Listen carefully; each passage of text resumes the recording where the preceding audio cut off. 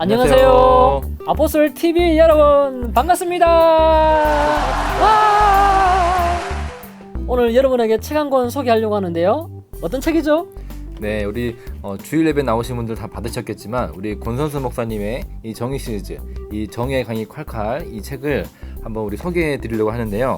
요즘 우리 사회에서 또 가장 이슈가 되는 게 이 공정, 이 정의에 대한 것인데 오늘 이 책으로 함께 그런 문제에 대해서 한번 고민해 보려고 합니다. 총 4챕터로 이루어져 있습니다. 저랑 우리 전승우 목사님은 1과 정의, 마이클 샌들과 성경에 대해서 잠시 나누고자 합니다. 이 책에 보시면 샌들 교수가 이런 질문을 던집니다. 자동차 브레이크가 고장이 났는데 앞으로 가면 5명이 죽고 옆으로 가면 1명이 죽는 상황이에요. 이제 그럴 때 어떤 선택을 할 것인가 이런 질문을 첫 번째로 던지고요. 두 번째는 이 병원 응급실에 장기 이식이 필요한 환자 5명이 있는데 옆방에 있는 1명의 환자의 장기를 이식받아서 5명을 살린다면 과연 그것은 옳은 일인가 하는 이런 질문을 던집니다. 이 샌델 교수가 이렇게 두 가지 질문을 던지면서 여러분이 선택한 도덕적 추리 안에 이 옳고 그름의 정의가 들어있다라고 이제 설명을 하는데요. 목사님 어떻게 생각하세요? 요즘 도덕의 기준이 상실을 했다고 흔히 생각을 하는데 샌들 교수님이 도덕적 기준을 인정했다라는 것, 도덕을 짚어줬다라는 것은 굉장히 좋은 긍정적인 면이다라고 볼 수 있을 것 같습니다. 그런데 아쉬움이 있는데 그것은 이 샌들 교수님이 도덕의 기원에 대해서는 전혀 언급하지 않은 것, 그것이 참 아쉬운 것 같아요. 도덕의 기원은 사실 하나님이지 않습니까? 네, 그렇죠. 네, 하나님이죠. 그렇기 때문에 하나님이 내리는 정의의 기준이 있어요. 그 정의는 이 성경 안에서는요, 관계적인 면으로 드러납니다. 하나님, 이웃, 만물, 이 세 가지 관계적인 면을 통해서 정의가 기준되는데, 그런데 이 세 가지 자체도 사실 따로 분리된 것이 아니라 같이 엮여 있기 때문에 사회적인 성격을 띈다고 볼 수 있겠죠. 그래서 정의는 사회정의라고 표현을 할 수 있습니다. 그래서 팀 켈러 목사님은 칭의 신앙이 정의로 나가야 한다고 했습니다. 왜냐하면 예수님을 믿고 의로워진 그런 사람은 자기 안에 머물지 않고 반드시 이 관계적인 영역으로 우리 신앙이 표출된다는 것이죠. 그래서 사실 미국은요, 국기 앞에서 서약을 할 때에 하나님을 섬기는 나라로 고백을 했잖아요. 그 신앙 자체가 개인의 신앙에서 머물지 않겠다는 거 아닙니까? 네, 우리 목사님께서 또 실례를 들어주신 것처럼 우리 사회에서도 이 공공 영역에 하나님 아버지를 부를 수 있어야 되는데 참 그렇지 못한 영역이 너무 많은 것 같습니다. 그래서 우리가 그렇게 부를 때, 아버지를 각 영역 가운데 부를 때에 이 사회의 바른 도덕과 정의가 회복될 수 있겠죠? 아멘. 네. 여러분, 그 어떤 사람들은 이 결과에 따라서 옳고 그름을 판단하고 어떤 사람은 결과에 상관없이 행위에 따라서 옳고 그름을 판단하는 경우가 있는데요. 그렇다면 우리가 성경적인 기준에 봤을 때 이 정의에 대해서 어떻게 균형 있는 시각을 가질 수 있을까요, 목사님? 권성수 목사님은 이 책에서 규범적 시각, 상황적 시각, 실존적 시각으로 말씀하셨습니다. 예를 들어서 지하철에서 뛰어다니는 아이가 한 명 있는데 그 아이가 앉아서 신문을 보던 아저씨의 신문을 빼앗아서 막 던지는 거예요. 그럴 때에 규범적 시각에서 바라본다면 나름의 지하철 규율이 있겠죠. 그 규율의 기준으로 보면은 그 아이의 행동에 대해서 보여지는 시각이 있을 겁니다. 그리고 상황적 시각은 아이가 뛰어노는데 저만은 왜 방치할까? 아이는 왜 저렇게 뛰어놀까? 라는 것에 대해서 조금 부모님의 상황, 아이의 상황을 이해하는 시각에서 바라보는 것입니다.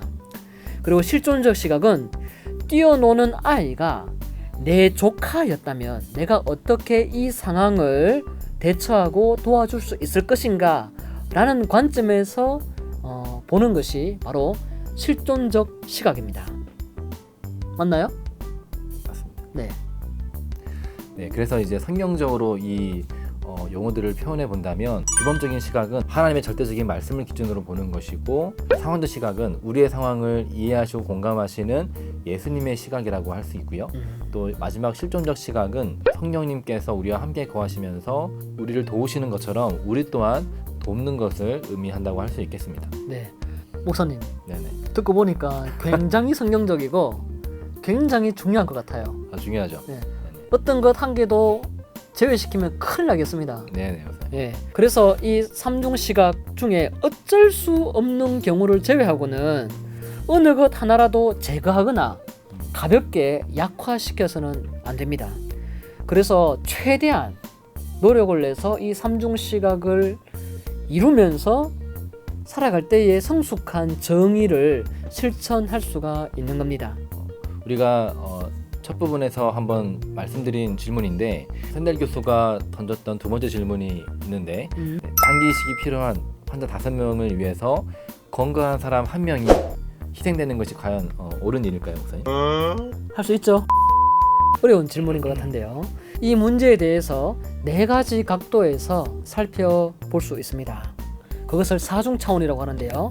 이 책에서 자유, 공평, 공리, 권력 분배라고 4가지로 기준을 나눕니다. 조 목사님, 간단하게 설명 한번 해주시죠. 네. 방금 말씀하신 것처럼 첫 번째 자유는 개인의 자유를 기준으로 해서 생각하는 자유방임주의가 있고요. 두 번째는 이 최소한의 차별이 없는 이 공평을 기준으로 삼고 생각하는 이 자유주의가 있습니다. 네, 세 번째는 이 모두에게 유익이 되는 이 행복을 기준으로 생각하는 이 공리주의가 있고요. 그리고 네 번째는 모든 사람들로부터 거두어서 공평하게 나누어주는 이 후현대주의적 마르크스주의가 있습니다. 그런데 이 사중 차원도 참 일리가 있는 주장이지만 개별적으로 보시면 자유는 개인을 강조하고 또 분배는 이 공동체를 강조하는 방향으로 나아가고 있거든요. 그래서 완전하다고 할 수는 없습니다. 그런 의미에서 이 사중 차원을 균형 있게 이해하는 게 굉장히 중요한데요. 목사님 어떻게 하면 좀 우리가 쉽게 이해할 수 있을까요? 사실 본성이 너무 타락해서 예, 어떤 목사님께서 말씀하셨지 않습니까? 괴물.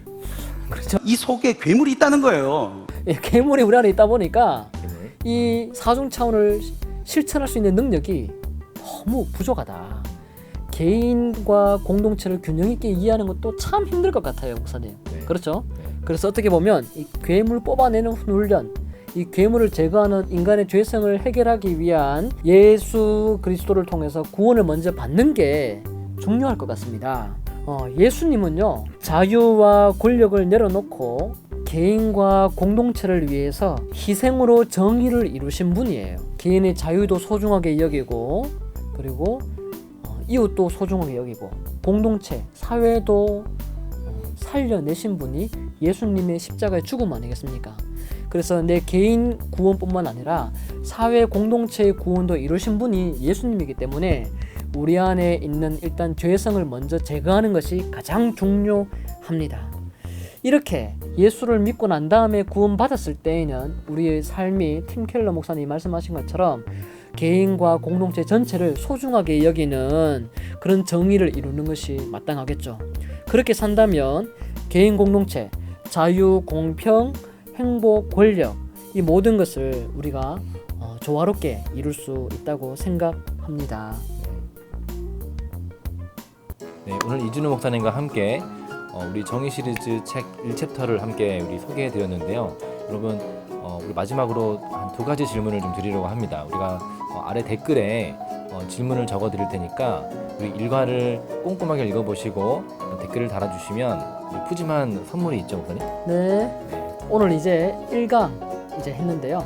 앞으로 이 책을 통해서 2강, 3강, 4강 우리 강의 잘 또 들으시고 책도 잘 읽으셔서 여러분 삶의 정의가 정말 풍성하게 일어나 여러분을 통해 하나님 나라가 풍성하게 일어나기를 바랍니다. 안녕.